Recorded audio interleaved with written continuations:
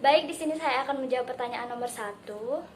Apa sih pentingnya metode pengenalan huruf bagi anak usia dini? Metode pengenalan huruf itu sangat penting karena dengan adanya metode kita dapat mengaplikasikannya dengan mudah karena kita sudah mempelajari teori yang sudah ada mengenai metode tersebut dan langsung mengaplikasikannya. Jadi saya di sini sebagai guru akan mengaplikasikan metode pengenalan huruf ini dengan berkelompok melalui media bergambar.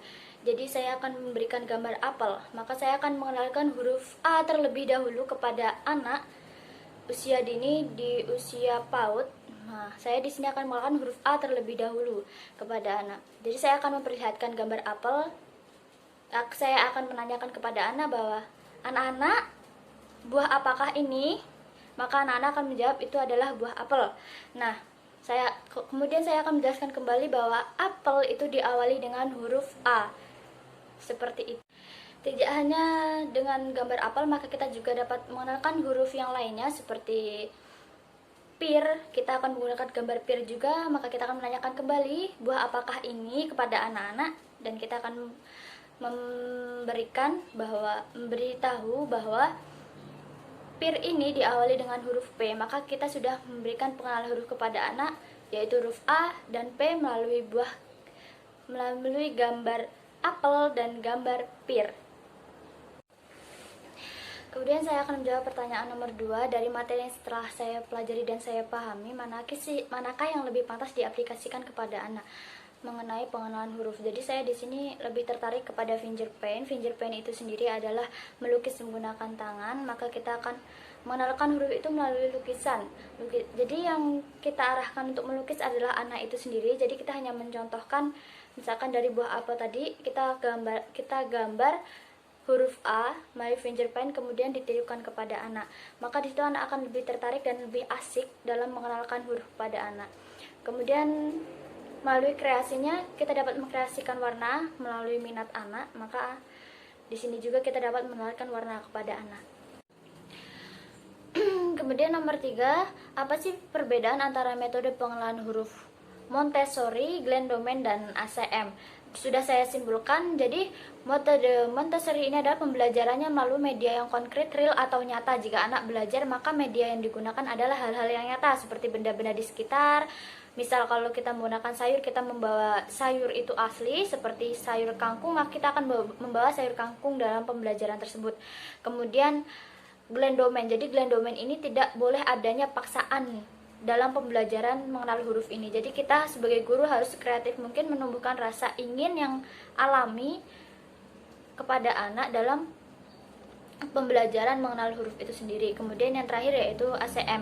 Jadi pembelajaran ACM ini adalah belajar sambil bermain. Jadi tujuannya dalam mengenal huruf itu ada di akhir. Kita tidak boleh memaksakan juga dalam metode ACM ini. Jadi anak lebih dituntut untuk bermain, tapi kita juga sebagai guru harus kreatif mungkin memasukkan unsur-unsur memperkenalkan huruf itu tadi dalam permainan tersebut. Jadi dengan mudah Montessori medianya dengan hal yang konkret atau nyata, Glendomen menumbuhkan rasa ingin belajar anak, terus yang terakhir ACM adalah belajar sambil bermain. Baik, kemudian saya di sini akan menjawab pertanyaan nomor 4. Jelaskan manfaat metode pengenalan huruf melalui media gambar, media fingerprint, dan media wayang. Ketiga media ini mempunyai manfaat yang hampir sama, yaitu memperkenalkan huruf yang pertama, yang kedua kreativitas melalui gambar, anak juga dapat mengembangkan kreativitasnya. Kemudian fingerprint, anak akan melukis melalui tangannya sendiri, itu akan mengembangkan kreativitasnya. Kemudian wayang juga akan mengembangkan kreativitasnya melalui budaya yang ada. Jadi akan sangat asik jika dengan media ini akan sangat asik jika diterapkan dalam pembelajaran pengenalan huruf, karena anak di dalamnya tidak hanya memperhatikan dan menerima pembelajaran, tapi anak juga ikut serta atau berdemonstrasi dalam pembelajaran tersebut. Kemudian saya akan menjawab pertanyaan nomor 5. Jika saya menjadi guru, metode apa sih yang saya aplikasikan dalam mengenalkan huruf kepada anak? Jadi saya di sini lebih tertarik kepada metode Montessori. Kenapa? Karena pengaplikasiannya ini dengan media yang konkret, real, nyata. Jadi mungkin akan lebih asik seperti kita mengenalkan buah-buahan dan sayuran, kita dapat membawakan buah yang asli tersebut dan sayuran itu. Jadi pengenalan huruf seperti sayur-sayuran, ada bayam, maka kita akan mengenal huruf B dengan membawa bayam itu sendiri kepada anak. Kita akan bercerita apa saja sih manfaatnya.